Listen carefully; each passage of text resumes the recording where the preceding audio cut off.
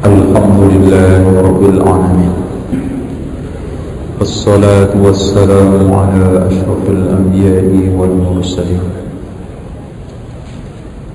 Muhammadin wa ala alihi wa sahbihi ajma'in. Walhamdulillahi Rabbil Alamin. Ikhwas sekalian, kita lanjutkan sisa makalah. Kadang-kadang sebagian muslim aneh mengajak orasi melawan musuh-musuh Allah, dirinya sendiri masih musuhnya Allah, musuhnya sunnah, musuhnya Rasulullah. Mari kita ganyang musuh-musuh Allah, termasuk ente. Lucu kan ya ikhwan? Wallah ya ikhwan. Mungkin dia masalah musuh kekufuran, tidak. Dalam masalah bid'ah musuhnya Rasulullah, dalam masalah maksiat masih musuhnya Allah. Tabligh akbar itu bawa kir kuwede jimat dari kiai supaya untuk selamat. Musuh Allah syirik. Ini yang kita orasi berkali-kali di beberapa medan, mengatakan mari kita ganyang musuh Allah, mari kita ini tetap kita tidak mendapatkan kemenangan, bahkan buta banjir buih yang ada di lapangan yang tidak ada nilainya. Karena prinsipnya apa? Kita tolong menolong dalam hal yang disepakati dan saling mentolerir dalam masalah-masalah yang kita khilafkan. Harusnya saling menasihati dalam masalah-masalah khilafiyah, bukan tolerir. Walhasil kemenangan yang dicita-citakan, kebangkitan umat yang diharap-harap, tak kunjung datang, tak kunjung wujud. Karena tertarung di kaki umatnya itu sendiri. Saya ulangi lagi ya kawan, tertarung di kaki umatnya sendiri. Sebelum menyalahkan umat lain, selalu orang kita cari kambing hitam Yahudi. Memang betul Yahudi musuh kita, tapi Yahudi tidak ada apa-apanya kalau umat eksis. Ya kawan, tolong dijawabkan, Yahudi itu bukan aja ada tahun ini, Yahudi itu sudah ada sejak zaman Rasulullah, ya enggak? Tapi nggak ada nilainya, nggak ada giginya, bahkan macan ompong. Karena Rasulullah, karena sahabat, karena Islam diterapkan dengan baik. Wallahi ya ikhwan, tidaklah umat lain musuh-musuh menang dan kuat akibat dari kelemahan iman kita, bukan karena kekuatan mereka. Wallahi ya ikhwan, tidaklah mereka menang dan kuat karena kelemahan kita, bukan karena kehebatan mereka, bukan. Makanya anda melihat ketika Rasulullah SAW menyebutkan tanda-tanda kiamat, min la taqumus sa'atu hatta yuqatil al-muslimun al-yahud fayaqtuluhumul muslimun. Tidaklah tegak hari kiamat sehingga muslim memerangi Yahudi sampai membunuh semuanya. Hatta yaqula asy-syajar wal hajar ya muslim ya Abdullah hadza yahudiyyun wara'i faqtulhu illa al-gharqad fa innahu min syajaril yahud. Sampai bebatuan dan pepohonan mengatakan, wahai muslim, wahai Abdullah, ini Yahudi belakang saya, bunuh kecuali pohon korban. So, lihat mas, yang dipanggil pohon sama batu siapa?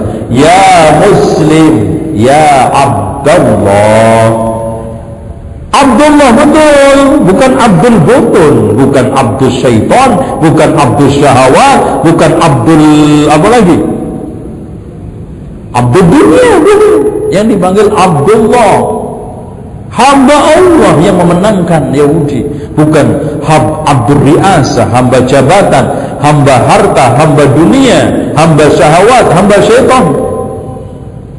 Oke, kita bisa mendapatkan kemenangan sementara yang kita sembahi sekarang adalah selain Allah.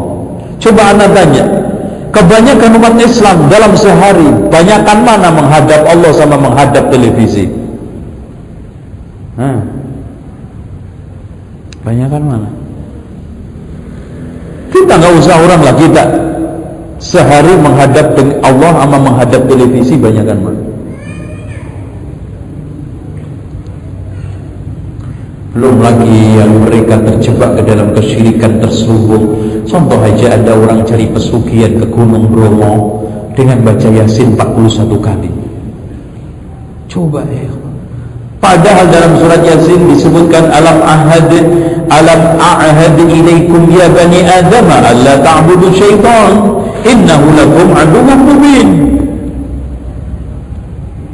Bukankah telah aku ambil perjanjian atasmu wahai anak Adam, jangan sembah itu syaitan.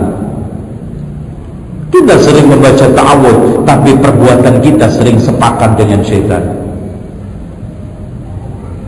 Susah untuk mendapatkan kemenangan. Dengan demikian kita harus kembali kepada Alkitab wa Sunnah. Wa anna hadza sirati mustaqiman fattabi'uhu. Sesungguhnya jalanku ini lurus, ikutin. Wala tattabi'us subula fatafarraqa bikum an sabili. Jangan kau ikutin jalan-jalan. Ditafsir oleh Imam Mujahid, maksudnya adalah as-syubahat wal bid'ah. Syubhat dan bid'ah. Subul fatafarraqa bikum an sabili. Makanya yang membuat pecah umat ini adalah bid'ah. Yang membuat pecah umat ini adalah syahwat dan syubhat. Yang anehnya melempar tuduhan, maling teriak maling. Mereka memecah dan ngacak-ngacak umat, ngacak-ngacak agama dengan membuat kebid'ahan. Kita yang dituduh memecah belah umat dengan menjelaskan sunnah. Aneh kan? Masya Allah, memang teori maling teriak maling itu dikembangkan oleh siapapun. Ya ikhwan, Islam sepakat dengan kita keluar dari sunnah dan mengikuti jalan-jalan bid'ah, fatafarraq pasti pecah. Berarti yang memecah belah umat ini adalah kebid'ahan dan syubhat. Anehnya ketika kita menjelaskan sunnah, melarang orang-orang untuk berbuat bid'ah, dikatakan memecah belah umat. Apa enggak aman syaitan goda kita begini? Wah, enak nih, tinggal kipas-kipas. Karena dia sudah punya murid-murid dan santri-santri untuk menjalankan tugas-tugas rusaknya, untuk merusak akidah kita. Kalau memang sudah repot mas, kalau yang sakit dikatakan sehat, yang sehat dikatakan sakit, susah itu. Apalagi yang sakit tidak merasa sakit, lebih susah diobati. Maka yang ngobatin orang paling susah adalah orang sakit tidak merasa sakit. Antum lihat aja orang ruqyah, yang sulit kan kalau dia merasa nggak sakit itu. Kita mau ruqyah itu juga hitung-hitung, repot, mau nyinggung nanti. Itu. Apalagi sekarang agama. Banyak sekarang orang sakit kebodohan, tapi banyak yang betah dengan kebodohan, betah dengan kemaksiatan, betah dengan dosa-dosa. Bahkan semua dosa dianggap remeh dan kecil. Tidak ada dosa besar sekarang di hadapan umat Islam. Bahkan kalau kita bikin kamus maksiat lengkap di Indonesia.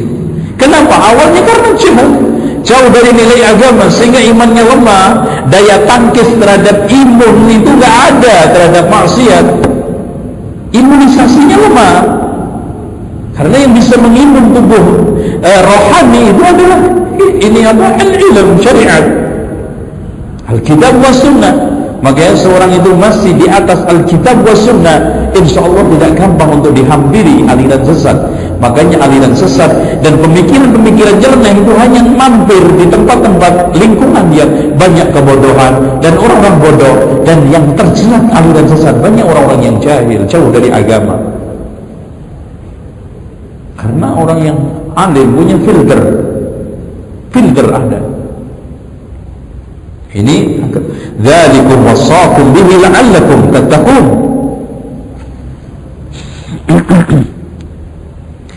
Ya ayyuhalladzina amanu atiiullaha wa atiiur rasula.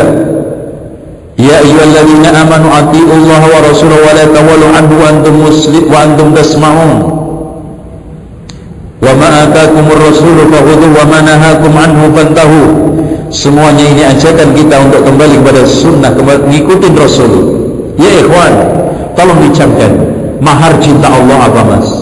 Qul in kuntum tuhibbunallaha fattabi'uni. Mahar cinta Allah mengikuti Rasulullah. Dan maharnya cinta Rasul menghidupkan sunnahnya. Man ahya sunnati faqad ahabbani. Siapa yang menghidupkan sunnahku telah mencintai. Makanya man ata may yuti'ir rasulah faqad ata'a Allah. Surat An-Nisa, siapa yang mentaati Rasul berarti otomatis mencintai Allah, mentaati Allah. Sulit untuk memisahkan mengikuti Allah dan mengikuti Rasul. Dari sini ya ikhwan, kita sekalian bantah pemikiran orang-orang yang ingkar sunnah hanya maunya Quran saja. Tidak mungkin. Bagaimana kita mau hanya kitab, tidak mau sunnah? Makanya Syekhul Islam Ibnu Taimiyah mengatakan seorang tidak akan mendapatkan ilmu Quran tanpa dijelaskan lewat sunnah. Makanya pernah ada orang yang datang kepada Imran bin Husain, wahai Imran, bicaralah kitabullah, jangan bicara sunnah. Katanya dia, apa celaka kamu? Dari mana kita dapatkan rakaat salat? Dari mana penjelasan waktu rinci salat, manasikul hajj, pembayaran zakat kalau tidak dari sunnah? Makanya Imam Ahmad mengatakan Quran lebih, atau Makhul juga mengatakan Quran lebih butuh kepada sunnah daripada sunnah kepada Quran. Artinya Quran lebih butuh penjelasan kepada sunnah ketimbang sunnah butuh penjelasan terhadap kepada Al-Quran. Jarang sunnah dijelaskan Quran, itu jarang. Tapi Quran dijelaskan sunnah seamrah. Ini saya bantah semuanya dalam kitab saya, Ensiklopedia Penghujatan terhadap sunnah. Contoh-contohnya, permisalannya, ayat-ayat apa aja yang butuh penjelasan sunnah. Gak mungkin kita bisa amalkan tanpa sunnah. Namun ingkar sunnah itu ada 3 kelompok: ingkar sunnah mutlak, ingkar sunnah yang tidak cocok dengan Quran, dan ingkar sunnah hadis ahad. Tapi semuanya ini ingkar sunnah. Yang pertama, gak mau sunnah secara total. Yang kedua, nolak sunnah yang gak cocok, gak sejalan dengan Quran, gak seirama dengan Quran. Dan yang ketiga, ingkar hadis ahad.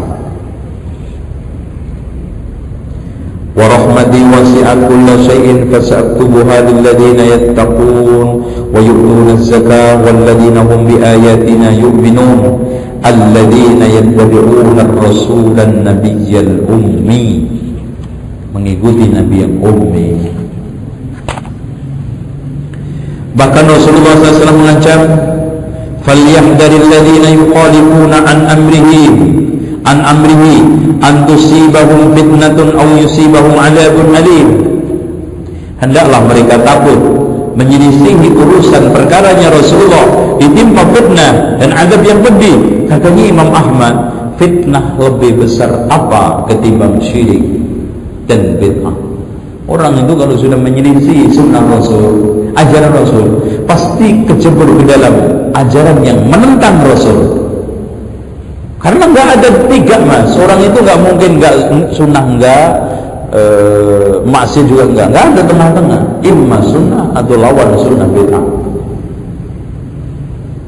Makanya orang kalau sudah menyelisih sunnah, terjatuh ke dalam fitnah, dan fitnah di sini syirik, bid'ah yang dikatakan oleh Imam Ahmad. Untuk melihat penyelisihan sekecil apapun terhadap sunnah membuat orang tersebut minimal meremehkan sunnah. Meremehkan sunnah. Contoh aja, ketika orang sekarang isbah dengan alasan itu sunnah, meremehkan sunnah, meremehkan, minimal meremehkan. Walaupun mengakui itu sunnah, itu ajaran Rasul dan yang lainnya. Makanya Rasulullah SAW, Allah Subhanahu Wa Taala berfirman surat An-Nisa ayat 115, wa man yushaqiqir rasula min ba'di ma tabayyana lahul huda. Siapa yang menyelisih Rasul setelah jelas petunjuk kepadanya, maksudnya setelah datang ilmu. Makanya dari sini orang tidak bisa dituduh bid'ah sebelum ditegakkan penjelasan hujjah, sebelum mengerti ilmunya. Makanya tadi termasuk syarat orang dikafirkan, dia harus telah qiyamul hujjah, hujjah telah ditegakkan. Kalau belum, tidak bisa. Makanya siapa yang menyelisih Rasul setelah jelas datang penjelasan petunjuk, Alkitab wa sunnah wa yattabi' ghaira sabilil mu'minin, mengikuti jalan selain jalan orang mukmin, nuwallihi ma tawalla, aku bikin leluasa dalam kesesatannya, wa nusli jahannam, aku panggang di neraka jahannam, wa sa'at masira, dan jahannam itu seburuk-buruk tempat kembali. Anda lihat ya ikhwan, di tengah masyarakat penyelisihan sunnah dari mulai yang atas sampai yang tengah bawah dalam urusan akidah, menyelisih sunnah Rasul, menyelisih Rasulullah, kadang-kadang jelas, bahkan terang-terangan syirik, terang-terangan syirik, dari tradisinya, dari kebiasaan di masyarakatnya. Bahkan mereka kadang-kadang mengucapkan salam kepada non-muslim. Ini semuanya akibat tidak tahu sunnah, sehingga kacau balau tindakannya, nggak kekontrol, nggak diikat oleh syariat. Dengan demikian, siapa yang menyelisih sunnah setelah datang petunjuk kepadanya dan mengikuti jalan selain orang mukmin, berarti otomatis di sini jalan selain orang mukmin berarti ijma' mereka diselisih, menyelisih ijma'. Dari sini ya ikhwan, kita bisa simpulkan konsekuensi paling jelas orang yang menyelisih sunnah Rasul, menyelisih ijma' kaum muslimin. Karena nggak mungkin orang Islam ijma' menyelisih sunnah Rasul, nggak mungkin. Makanya kalau dikatakan ijma' kok menyelisih sunnah Rasul, berarti ijma'nya batal. Karena tidak ada ijma' kecuali sejalan, sejajar, simetris dengan sunnah Alkitab wa sunnah. Dengan demikian, orang kalau sudah tidak mengikuti sunnah Rasul, pasti mengikuti syariatnya hawa nafsu. Lihat surat Al-Qasas ayat 50. Fa illam yastajibu laka fa'lam annama yattabi'una ahwa'ahum wa man adallu mimman ittaba'a hawahu bighairi hudan min Allah innallaha la yahdi al-qawma adh-dhalimin. Fa illam yastajibu lak, konsekuensinya kalau mereka tidak mengabulkan ajakanmu Muhammad, fa'lam, al-ilm. Kayaknya orang Islam itu harus bicaranya dengan dasar ilmu. Al-ilmu qabla al-qawli wa amal. Jangan bicara kalau tidak ada ilmunya, karena ciri ahli sunnah wal jamaah tidak mencoba mengamalkan sesuatu yang tidak ada ilmunya, dan tidak juga mencoba-coba menafikan, meninggalkan ilmu yang telah dipelajari. Itulah an'amta alaihim, mengamalkan ilmu dan tidak mengamalkan sesuatu yang tidak ada ilmunya. Konsekuensinya fa'alam annama yattabi'una ahwa'ahum. Makanya mereka mengikuti syariat hawa nafsu. Syariatnya Rasul ditinggalkan. Makanya Allah berfirman, am lahum syuraka'u syara'u lahum minad dini ma lam ya'dzan bihillah. Apakah mereka punya sekutu-sekutu yang membuatkan syariat untuk mereka yang tidak diizinkan oleh Allah? Sehingga ya ikhwan, sepakat semua ajaran bid'ah itu nandingin Allah. Dan seluruh ajaran tandingan, saingan, ingin membuat satu kemiripan, pasti ditolak oleh Allah. Kalau ditolak, gak mungkin ada bid'ah hasanah. Karena seluruh bentuk tandingan Tuhan ditolak. Begitu juga syariat Tuhan selain Allah ditolak juga. Mas, tolong mas, la ilaha illallah artinya ya ikhwan, selama ini ada orang mengartikan cuma tidak ada Tuhan selain Allah, titik. Padahal yang sahih ya ikhwan, la ilaha illallah, tidak ada Tuhan yang berhak diibadahi. Ibadah dengan apa mas? Mas, ibadah dengan apa? Syariat. Kalau tidak ada Tuhan yang berhak disembah kecuali Allah, tidak ada syariat yang boleh digunakan untuk menyembah Allah kecuali hanya syariat Allah. Allahu Akbar. Berarti syariat-syariat selain Allah digunakan untuk menyembah Allah, nggak laku disebut bid'ah. Karena syariat-syariat bid'ah yang diklaim sebagai bentuk ibadah itu hanya syariat palsu yang digunakan untuk menyembah Allah, nggak ridho. Makanya Muhammadur Rasulullah artinya kita tidak boleh beribadah kecuali dengan syariatnya Rasulullah. La ilaha illallah, tidak ada Tuhan yang berhak disembah selain Allah. Muhammadur Rasulullah, kita tidak boleh beribadah kepada Allah kecuali dengan syariatnya Rasulullah. Makanya syaratnya amalkan ikhlas karena memurnikan tauhid la ilaha illallah, ittiba karena memurnikan Muhammad Rasulullah. Makanya ya ikhwan, orang yang sudah murni la ilaha illallah pasti muncul ikhlas. Yang sudah murni Muhammad Rasulullah akan munculkan ittiba dengan baik.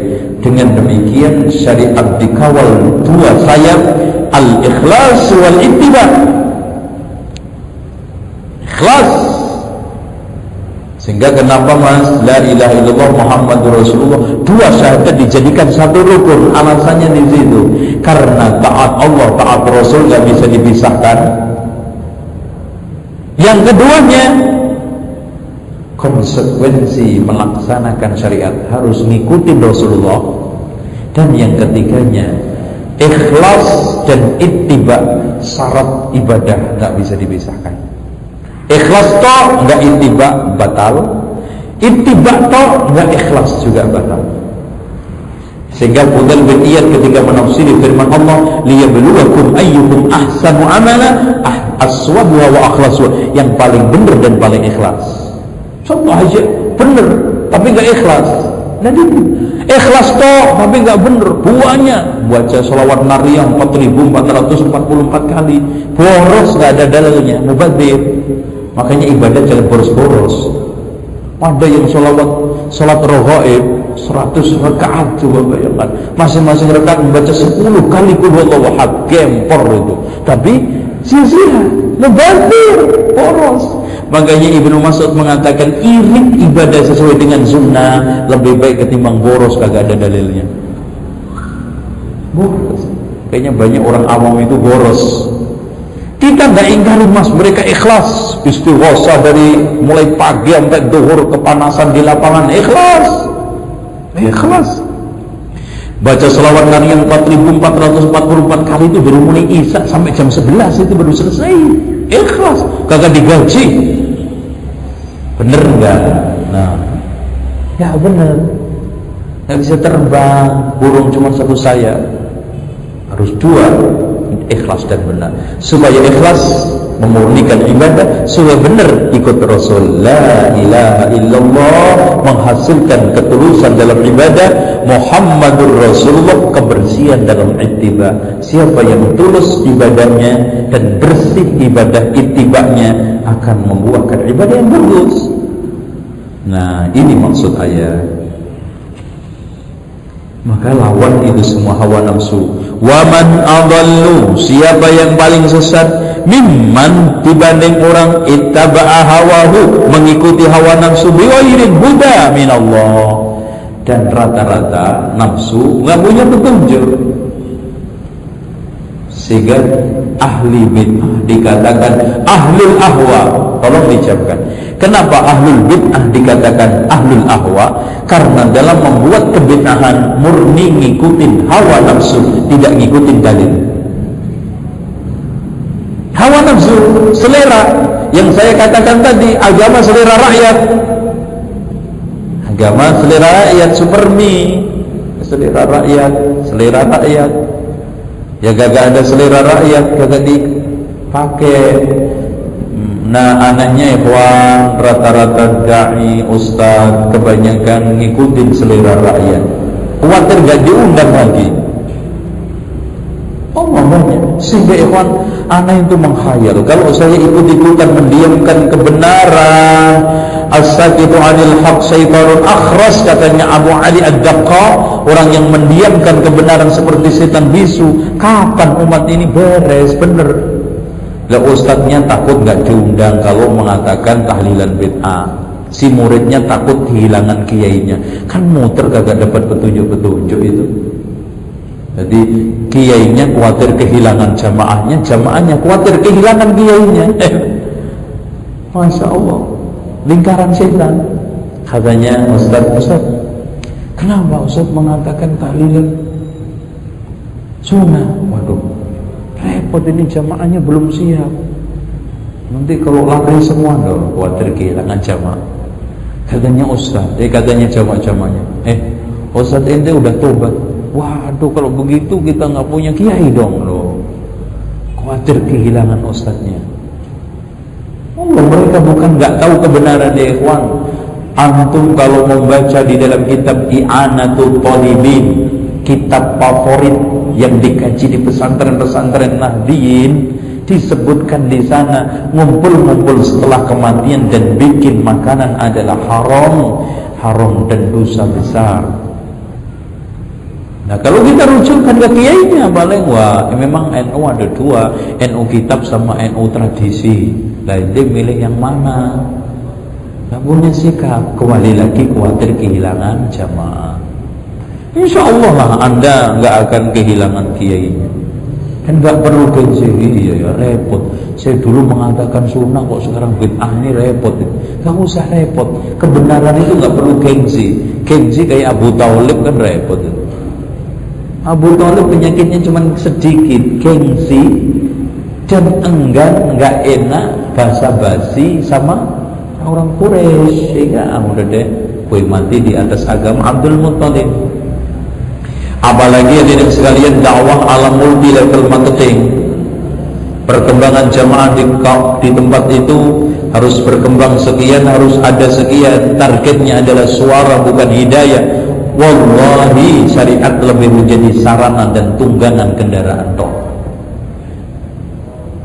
Karena yang menjadi pertimbangan utama bukan syariat tapi suara. Wah, jangan keras-keras deh nanti suara.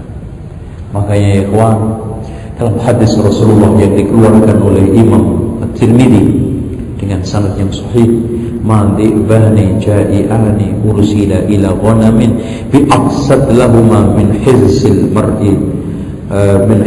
mar'i ala syaraf fi dinihi." Tidak ada dua serigala yang kelaparan dilepas dalam satu kambing masih lebih jahat orang yang ambisi kedudukan, mengorbankan agamanya. Mengapa Rasulullah mengumpamakan serigala? Mas, tolong dicamkan, hewan buas yang paling ganas dan sadis di antara hewan-hewan buas adalah serigala. Masya Allah. Antum kalau nggak percaya, lihat sekali-kali film Flora Fauna itu loh ya, di apa? Di apa? Film di TV apa mas? Ya di TV ada. Itu antum melihat ketek telanjang nggak haram daripada melihat tentang film telanjang dosa. Ingat film-film hewan enak.